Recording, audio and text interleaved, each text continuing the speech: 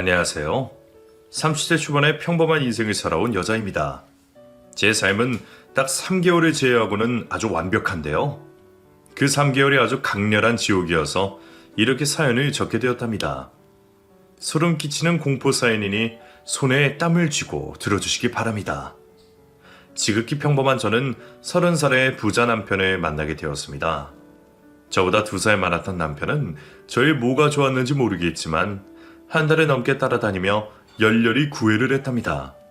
그래서 저는 남편에게 마음이 넘어가게 되었고 6개월 동안 행복한 연애를 했어요.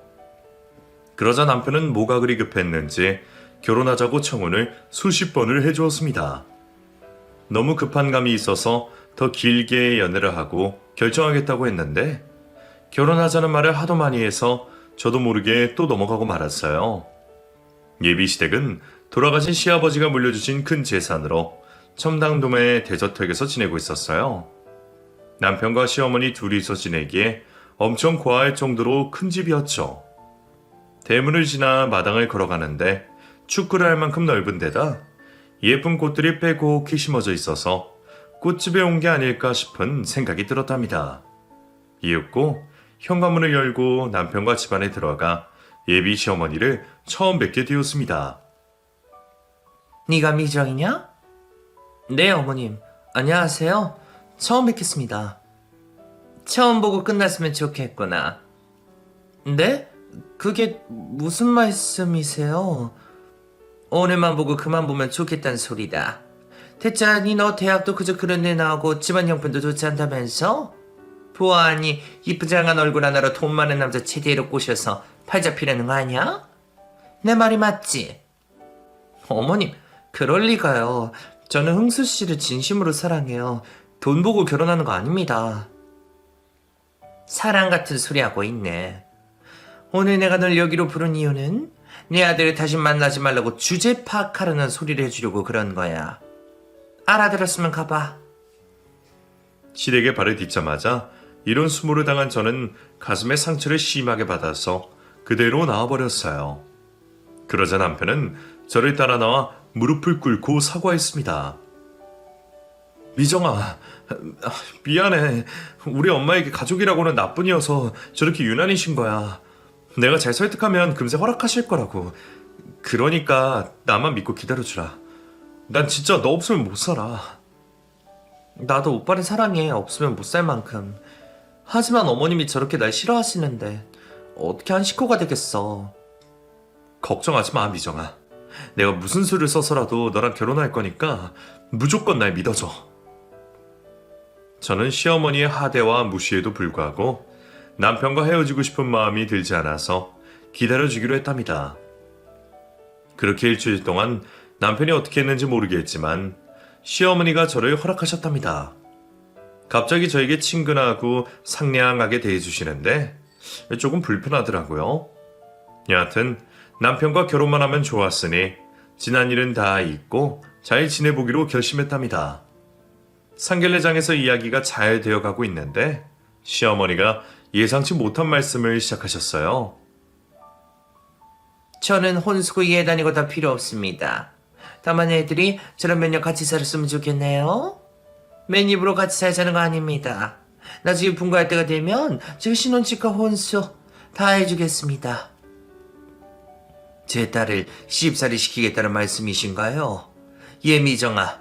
사전에 얘기된 거니? 아니요. 그럴 리가요. 어머님, 갑자기 시집살이라니 무슨 말씀이세요? 전에 한 번도 그런 말씀 없으셨잖아요. 나도 처음엔 같이 살 생각이 없었는데 아무래도 네가 우리 집안 사람이 되려면 교육을 배워야 할 것 같더라. 신부 수업 받는다고 생각하고 몇 년만 같이 살면 되니까 걱정 말아라. 나도 아들 며느리랑 오래 살고 싶은 생각은 추호도 없다고. 제 남편도 그 자리에서 처음 같이 살겠다는 말씀을 들어서 몹시 당황했습니다. 이미 신혼집에 계약금을 걸어놓은 상황이라 그냥 분가해서 살겠다고 전해드렸는데 시어머니가 위약금을 물어줄 테니 걱정 말고 시집으로 들어와서 같이 살자고 하더군요. 상견례 자리에서 오래 생각하고 말할 상황이 아니어서 저는 시집살이를 해보겠다고 대답하게 되었고 결혼식 후 의리의리한 시댁에 들어가서 지내게 되었습니다. 저는 직장 생활을 하고 있어 아침과 밤에만 잠깐 시어머니를 상대하면 될 거라 생각하고 있었는데 시어머니가 느닷없이 직장을 관두라고 하시더군요. 세아가 신부 수업을 받을 애가 왜 직장을 다니니? 오늘부로 회사 정리하도록 해라. 네? 어머님, 그건 말씀하신 적 없으시잖아요. 그리고 회사는 저에게 큰 자부심이라 쉽게 그만둘 수 없습니다. 참, 그깟 월급쟁이 하면서 무슨 자부심? 내 아들이 사업해서 한 달에 얼마를 버는지 몰라? 잔말 말고 회사 관둬라. 조용히 살림하고 내조나란 말이야. 저는 잠시 고민을 해봤는데 시집살이 하는 동안만이라도 휴직을 하고 시어머니께 교육을 받아야 미움을 덜 받을 것 같아 바로 회사에 휴직계를 냈어요. 그렇게 시작된 시집살이는 무척 힘들었습니다. 엄청나게 큰 집을 혼자 청소하고 빨래하고 관리하는 게 여간 힘든 게 아니더라고요. 시어머니는 웬만한 옷은 손빨래를 시키셨고 반팔 티셔츠까지 다림질을 시키셨습니다. 또 청결이 가장 중요하다며 이불 빨래를 사흘에 한 번씩 시키셨는데 그것 또한 세탁기를 쓰지 못하게 하시고 발로 밟아서 빨게 하셨어요. 아침 일찍 집안일을 시작하면 해가 져야 끝나서 개인 시간을 가져보기는커녕 발 뻗고 쉴 시간도 없었답니다. 너네가 왜 이리 곰드니? 네 부모한테 게으른 피를 물려받아 그런 거겠지. 그러니 네 부모 나이에 전세 아파트에 살고 있는 거라고. 사람은 자고로 부지런하고 성실하게 살아야 해. 그래야 짐승처럼 살지 않고 사람 고실할 수 있는 거라고. 어머님, 저희 부모님 힘들게 고생하시면서 저 키우셨어요. 매일 새벽부터 나가서 늦게까지 일하셨다고요. 게으른 모습을 단 한 번도 본 적이 없어요. 그렇게 부지런한데 또 전세 아파트를 사는 거 보니 그게 무식한 모양이구나. 무식하면 손발이 고생이라는 말 들어봤지. 네 부모가 딱 그래 보인다. 어머님, 저를 뭐라 하신 건 이해하고 넘어가겠지만 저희 부모님을 욕하는 건 기분이 불쾌합니다. 앞으로는 부모님 흉을 보시지 말아주세요. 참, 꼭 못 배운 것들이 부모 욕을 보면 불끈하더라. 왜? 내가 천국을 찔러서 기분이 언짢으냐? 그렇게 나랑 사는 게 싫으면 나가도 된다. 말릴 사람 없으니까 힘들면 이혼하고 잘난 네 부모랑 알콩달콩 개고생하면서 살아라? 어머님, 제가 왜 이혼을 해요? 이제 결혼한 지 일주일밖에 지나지 않았다고요. 일주일이건 1년이건 난 아무런 상관없다. 내 아들이 너랑 결혼하겠다고 하도 난리를 치는 바람에 억지로 받아준 거라고. 이혼하고 더 잘난 여자를 만나는 건 일도 아니니까 언제는 나가고 싶으면 말만 해라. 절대 그런 일 없을 겁니다. 어머님, 전 누구보다 흥수 씨를 사랑한다고요. 그래? 그럼 한번 버텨보든가. 시어머니는 매일 말도 안 되는 양의 집안일을 저에게 시키셨습니다. 기강을 잡는 걸 넘어서서 저를 내쫓으려고 눈에 불을 켜고 괴롭혔답니다. 하지만 저는 시어머니의 저희를 알고 있어 몇 년만 참고 나면 본가에서 남편과 행복하게 살 거라는 확신을 가지고 꿋꿋이 버텼어요. 끝없이 일을 시키셨지만 억지로 웃으며 집안일을 이어나갔습니다. 그렇게 시집살이가 힘들긴 했지만 한 달 만에 모든 게 적응되어서 시어머니가 시키는 일은 척척 잘 해냈어요. 그런데 얼마 뒤부터 생각지도 못한 큰 사건이 찾아왔습니다. 시어머니가 대문 앞에 있는 우편함에서 저에게 온 편지가 있다며 전해주셨는데 뭔가 하고 뜯어보았더니 누군지 모를 남자가 보내는 구애 편지였습니다. 편지 내용은 저를 오래전부터 알고 있는 누군가이고 아직도 저를 사랑하고 있으니 나중에 만나자는 말도 안 되는 편지였답니다. 소스라치게 놀란 저는 당장 편지를 찢어버렸는데 시어머니가 바로 주워들어서 편지를 읽으셨어요. 뭐야 이거? 너 설마 바람 피웠니? 이제 보니 얼굴값 하는 년이었구나. 어머님, 아니에요. 이 편지를 준 사람이 누군지도 모르겠고 바람을 피운 적은 더더욱 없습니다. 어머님도 아시다시피 저는 매일 시댁에만 붙어 있잖아요. 또 모르지? 야밤에 몰래 나가서 외간 남자를 만나고 들어온지 말이야. 빨리 이실 짓고 해라. 샤스에서 광명 찾고 내 아들한테 고백하고 이혼하고 나가라고. 잘못한 게 있어야 자수를 하든가 하죠. 이 편지는 누가 장난을 쳤든가 저를 괴롭히려고 한 짓일 거예요. 너 말하는 게 왜 그러니? 날 보는 눈빛이 왜 그러는 거야? 설마 내가 한 짓이라고 생각하는 거냐? 이게 시애미를 뭘로 보고 그따위 의심을 해? 저는 시어머니가 한 짓이라는 걸 확신하지만 아닌 척하며 아니에요. 어머님, 제가 어머님을 의심하다니 말도 안 돼요. 여하튼 저는 모르는 남자이니 의심하지 말아주세요. 라고 대답하고 상황을 넘겨버렸습니다. 그런데 이튿날부터 발신자 표시가 안 된 문자가 오기 시작했습니다. 내용은 편지를 준 내용처럼 저를 오래전부터 알고 있는 누군가라며 사랑하니 어쩌니 하면서 곧 만나자는 내용이었어요. 한 번도 아니고 두 번이나 이런 일이 생기니 시어머니가 한 행동이 아니란 거라 판단이 들었습니다. 저는 문자를 무시했는데 매일 같은 시간에 메시지를 보내왔어요. 편지도 일주일에 한 번씩 우편함에 들어있었습니다. 점점 공포에 휩싸이기 시작한 저는 남편에게 이 사실을 전했어요. 여보, 누가 나를 스토킹하나 봐. 요 며칠 동안 문자랑 편지가 날아와. 저는 편지를 꺼내 보여주었습니다.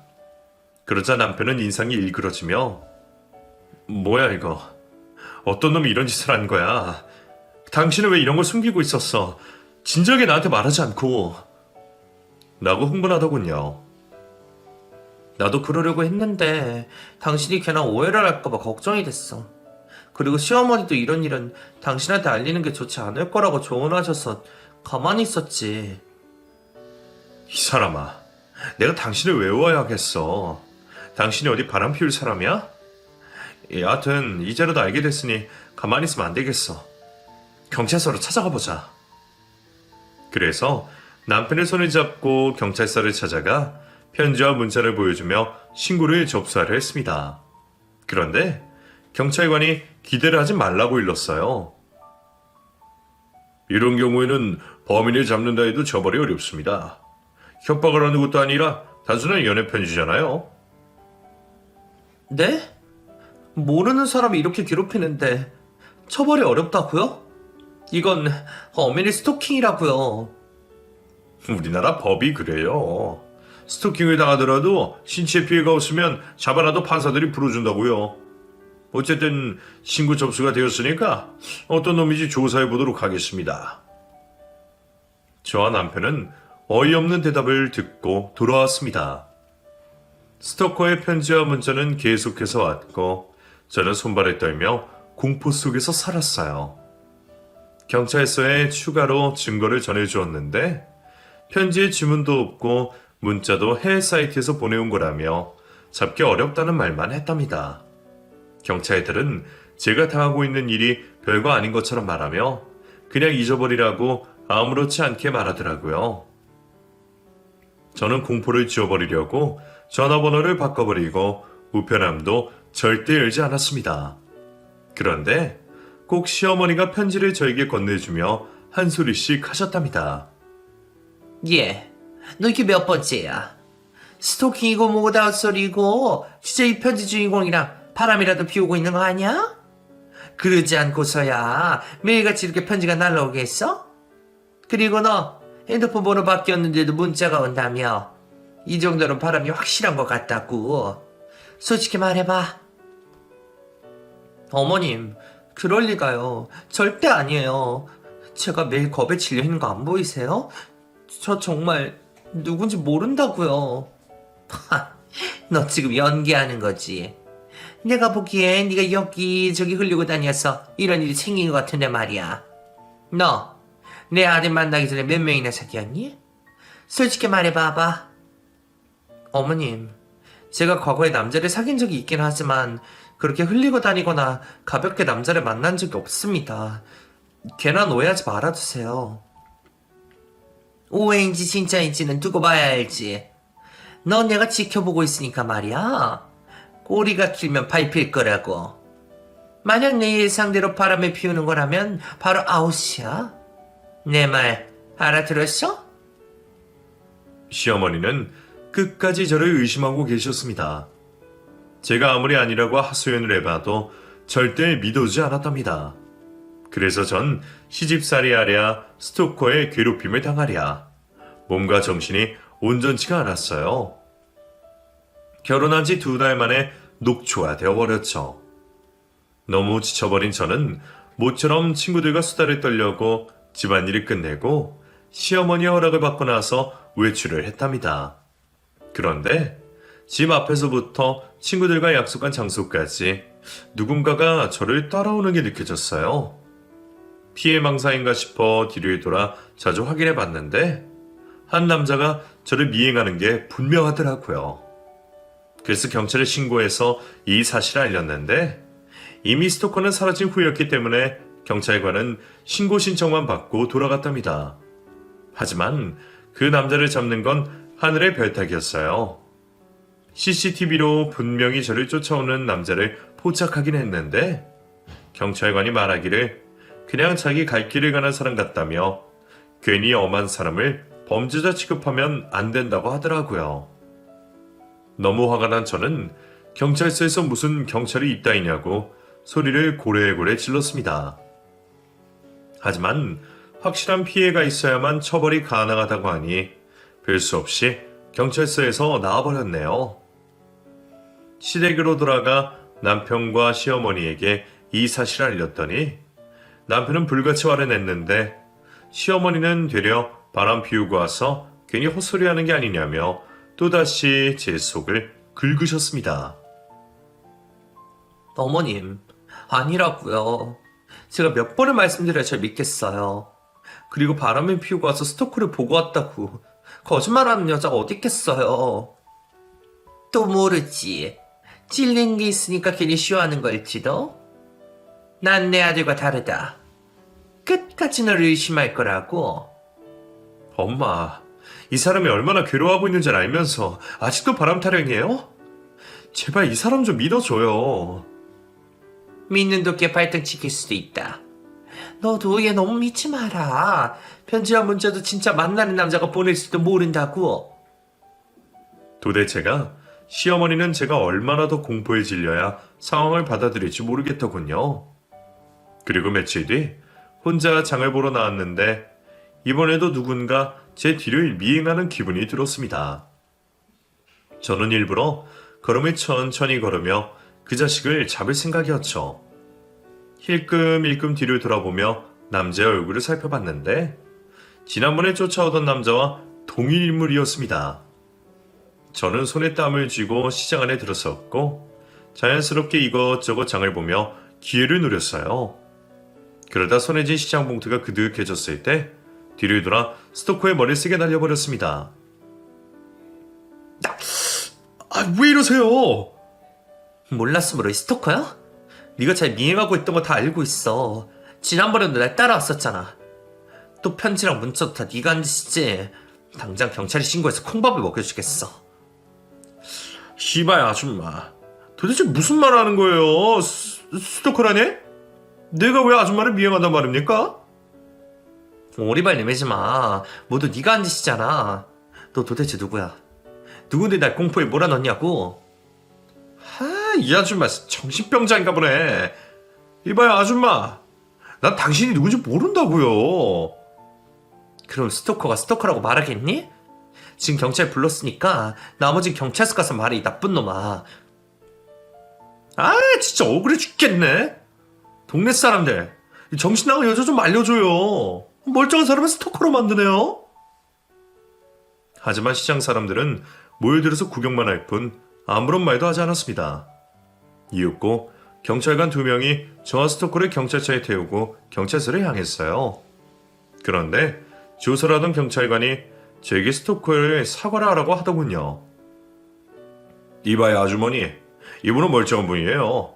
이 동네 사는 주민이라고요. 이 동네 주민이면 스토킹을 못하는 법이 있나요? 지난번에 날 쫓던 남자가 이 사람이 맞아요. 편지랑 문자도 분명... 아니에요. 지난번 CCTV 영상을 대조해봤는데 저는 다른 사람입니다. 또 편지랑 문자는 누가 보냈는지 증거가 남아있지 않다고 했잖아요. 아주머니 지금 괜한 사람에게 모함을 한 겁니다. 그럴 리가 없어. 아저씨, 내 눈을 보고 말해봐요. 진짜 아저씨가 나 스토킹한 거 아니에요? 안 했어요. 저 처자시키는 몸이라고요. 남의 여자를 스토킹하는 미친 짓을 왜 합니까? 남자 얼굴을 자세히 보니 지난번 저를 쫓던 남자가 아닌 것 같았습니다. 제가 제대로 미쳐서 이 같은 짓을 저지른 거라 판단이 들어서 고개 숙여 사과의 말을 전했어요. 남자는 저를 무고죄로 고소하겠다고 생단일을 쳤는데 경찰관들이 겨우 말려서 상황이 종료되었습니다. 그렇게 시댁에 늦게 들어가자 시어머니가 눈을 흘기며 화를 내셨어요. 너, 바른 대로 말해라. 어디 갔다 오는 길이야? 시장을 보러 간 년이 3시간 만에 집에 기어들어와? 어머님, 그게 사정이 있었어요. 정말 죄송합니다. 사정? 바람 피우고 오는 게 너의 사정이냐? 누구랑 만나고 온 것인지 바른 대로 말해. 만나긴 누굴 만나요? 어머님, 저 방금 경찰서에 다녀오는 길이에요. 스토커인 줄 알고 잡았는데 엄한 사람을 잡긴 했지만 당연히 스토커가 없으니 스토커가 잡힐 리가 있겠냐? 이제 그만 쉬어 그만하고 바람 피우는 거 인정해라. 다 인정하고 내 아들이랑 헤어져. 어머님, 언제까지 저 의심하지 모르겠는데 저는 절대 흥수 씨하고 이혼하지 않을 겁니다. 내가 이혼을 시키면 되지? 네가 바람 피우는 증거만 잡으면 된다고. 시어머니는 시용일관 저를 바람난 여자로 치부하며 꼭 증거를 잡겠다고 으름장을 놓았습니다. 며칠 동안 편지와 문자가 잠잠한가 싶었는데 잊을만 하니까 다시 시작되더군요. 저는 내성이 생겨서 그런지 그냥 무시하고 아무렇지 않게 집안일을 했답니다. 시어머니는 여전히 저를 소처럼 부려먹으며 사사건건 시비를 거셨어요.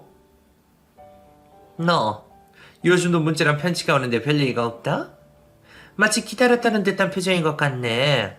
혹시 비밀리에 만나고 있는 거 아니냐? 어머님, 아니거든요. 편지랑 문자를 하도 많이 받아서 적응이 됐나 봐요. 뭐 하는 놈인지 모르지만 나중에 꼭 벌받게 해줄 겁니다. 어머님, 시키신 일 다 했으니까 저 좀 나갔다 올게요. 일주일 내내 일만 했더니 바람도 쐬야 할 것 같아요. 바람을 쐬러 가는 거냐? 피우러 가는 거냐? 시어머니의 시비도 하도 많이 들어서 그런지 한기로 흘러버리더라고요. 저는 바람을 쐬러 호수공원으로 나가서 실컷 바람을 쏘이고 있었습니다. 그런데 이번에도 누군가 제 뒤를 쫓고 있는 게 느껴졌어요. 저는 구두를 신고 온 걸 확인하고 이걸로 스토커의 정강이를 걷어차서 도망가지 못하게 할 마음을 먹었습니다. 이윽고 제 뒤를 쫓던 스토커가 거리를 좁히며 따라와서 뒤를 돌아있는 힘껏 뾰족 구두로 정강이를 걷어차 버렸어요. 아줌마 왜 그래요?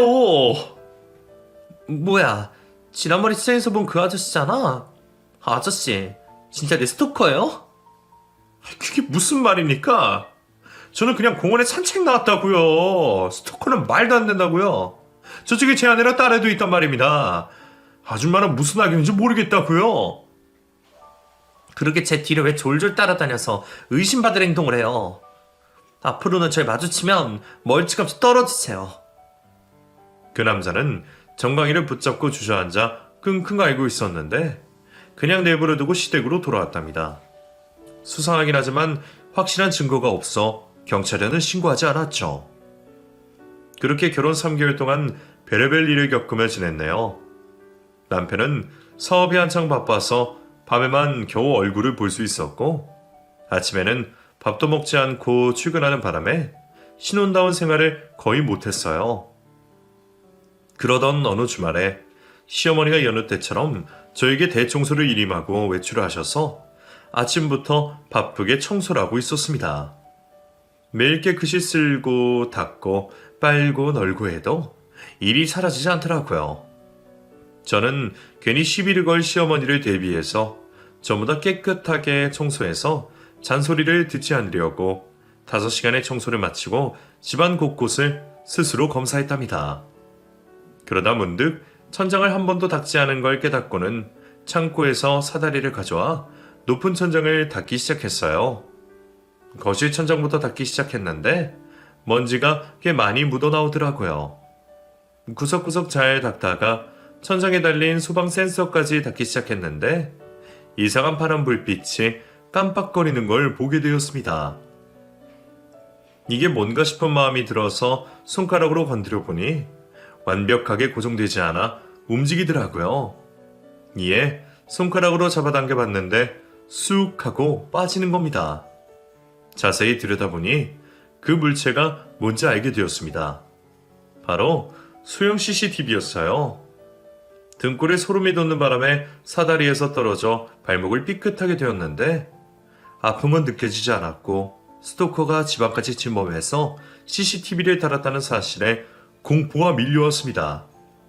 저는 다른 천장에도 있나 싶어 곳곳을 살펴보았는데 저희 신혼방과 주방 그리고 화장실까지 카메라가 달려 있었습니다. 안 당해보신 분들은 모르시겠지만 저는 너무 무섭고 겁이 나서 눈물까지 흘리며 공포에 떨었답니다. 여하튼 저는 곧장 남편에게 전화를 걸어서 떨리는 목소리로 말했어요. 여보, 집에 CCTV가 있어. 스토커가 우리 몰래 집안 곳곳에 달아놨나 봐. 뭐? 그게 사실이야? 내가 당장 경찰에 신고하고 출발할게. 혹시 모르니까 문나숙하고 있어? 빨리 와. 난 너무 무서워, 여보. 남편과 경찰이 집에 오기까지 30분의 시간이 걸렸는데 저는 그동안 너무 무서워서 많은 눈물을 흘렸답니다. 이윽고 남편이 현관문을 열고 들어와 울고 있는 저를 안아주며 달래주었고 경찰들은 집안 곳곳에 설치된 CCTV를 하나씩 수거했습니다. 누가 이런 짓을 했는지 모르겠지만 정말 겁이 없는 놈이네요. 카메라가 무려 20대가 있습니다. 저 실례가 안 된다면 집안을 한번 수색해도 되겠습니까? 아무래도 범인의 흔적이 있을지도 몰랐어요. 네, 얼마든지 수색해주세요. 그리고 빨리 스토커를 잡아주세요.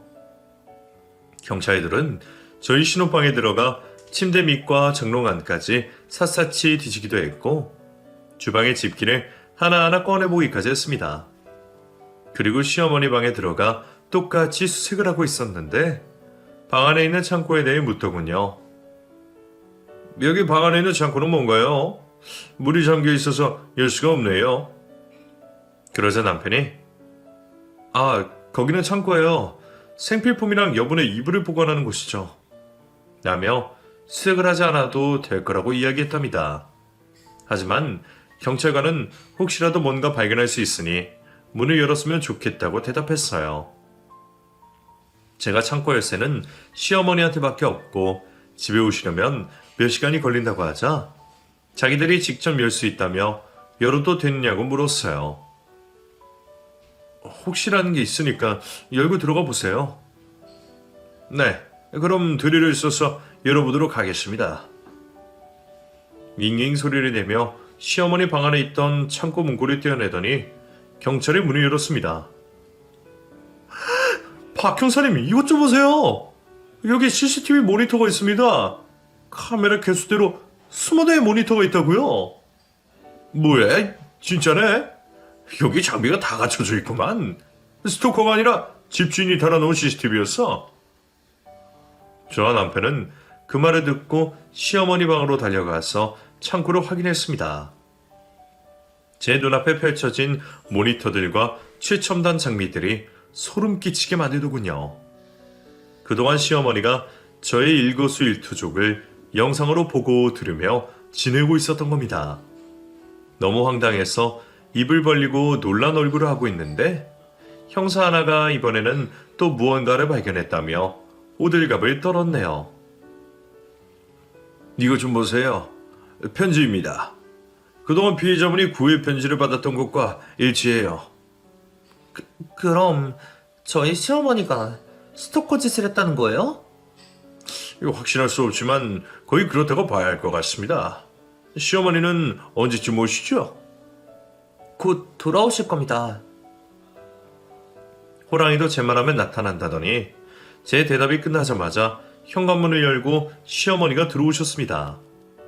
그리고 난리난 집안을 보며 화를 내시고 사람들이 몰려있는 당신의 방으로 들어오셨어요. 이게 다 뭐야? 당신은 뭔데 내 방이나 창고랑 멋대로 들어온 거야? 저희는 신고를 받고 왔습니다. 집안에 스토커가 카메라를 설치했다는 신고를 받았어요. 그런데 지금 보니 여사님께서 설치하신 건가 봐요. 네, 맞아요. 세상이 워낙 흉흉해서 내가 설치해둔 겁니다. 하나도 놀라지 않은 시어머니에게 제가 말했습니다. 어머님, 그동안 어머님이 저한테 스토커짓 하신 거죠? 집안 구석구석에 설치된 CCTV는 물론이고 여기 있는 편지까지 증거가 넘치도록 있네요. 그러자 시어머니는 참, 이렇게 된 거 말을 안 할 수가 없겠구나. 맞다. 그동안 편지랑 문자 내가 한 짓이다. 라고 당당하게 말씀하셨습니다. 왜요? 왜 이런 짓을 벌인 거예요? 도대체 뭐 때문에 절 못 삼게 군 거냐고요? 몰라서 묻니? 너같이 별 볼 일 없는 애가 잘난 내 아들하고 결혼하는 게 내켰을 것 같아? 이쁘장한 얼굴만 믿고 나대는 것 같아서 뒤를 캐버리고 수를 쓴 거다. 내가 문자나 편지를 보내면 네가 어떤 남자에게 전화를 걸고 만나게 될 거라 확신했지. CCTV는 네가 다른 남자와 통화하는 걸 잡으려고 24시간 돌리고 있었던 거다. 그래서 안방이고 화장실이고 다 설치를 하는 거지. 뭐라고요? 저를 그동안 먹고 자고 심지어 싸는 것까지 다 관찰하셨다고요? 어머님, 정말 무서운 분이시네요. 그럼 저를 미행한 남자도 어머님이 고용한 사람이었나요? 맞아. 네가 시장에서 장바구니로 때리고 공원에서 정가랭이 찬 남자. 내가 고용한 신문센터 직원이야. 난 네가 분명히 다른 남자를 만나고 있으리라 믿어서 미행을 붙인 거다. 그런데 아쉽게도 바람 피우는 현장을 잡지 못했지. 저는 소름이 끼쳐서 머리를 쥐어뜯고 시어머니를 노려보았습니다. 어머님, 진짜 무서운 분이네요. 그러니까 제가 바람 피운다고 절실하게 믿고 있는 거예요. 그래서 현장을 잡고 흥수 씨랑 이혼시키려고요. 세상에서 사람이 제일 무섭다더니 그 말이 정답이었네. 전 어머님이 저를 단순히 싫어하는 줄 알았는데 이렇게까지 경악스럽게 절 괴롭힐 거라고는 상상도 못했네요. 괴롭히다니. 나 친구를 잡으려고 했을 뿐이야? 네가 바람을 피우고 있다는 걸 확신하고 있거든. 도대체 얼마나 아니라고 해명해야 제 말을 믿겠어요. 믿다니? 누굴? 너 같은 년은 내가 잘 알아. 얼굴 하나 믿고 남자 등골 뽑아먹을 년이 분명하지. 그런 년이 남자가 내 아들 하나겠어? 두고 봐. 내가 곧 너의 더러운 실체를 까발리고 말 테니까. 시어머니와는 도저히 대화가 되지 않았습니다. 저는 경찰관들에게 시어머니를 처벌해달라고 전한 뒤 지옥 같은 시댁에서 빠져나왔어요.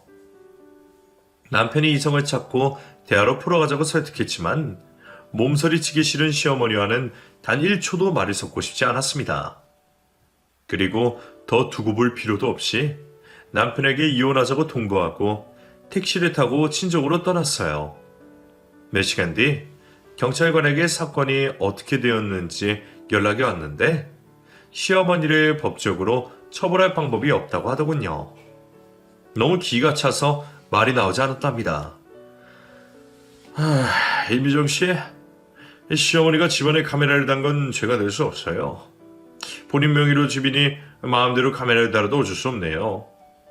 그리고 편지와 문자는 고의가 보이긴 하나 협박성 내용이 아니어서 처벌이 어렵네요. 시어머니께서는 재미로 했다면서 앞으로 하지 않겠다고 하셨어요. 뭐라고요? 그럼 제 시어머니가 아무런 처벌을 받지 않고 집으로 돌아갔다는 말씀이신가요? 스토커질을 그렇게 했는데도요? 그게 법이란 게 그렇네요.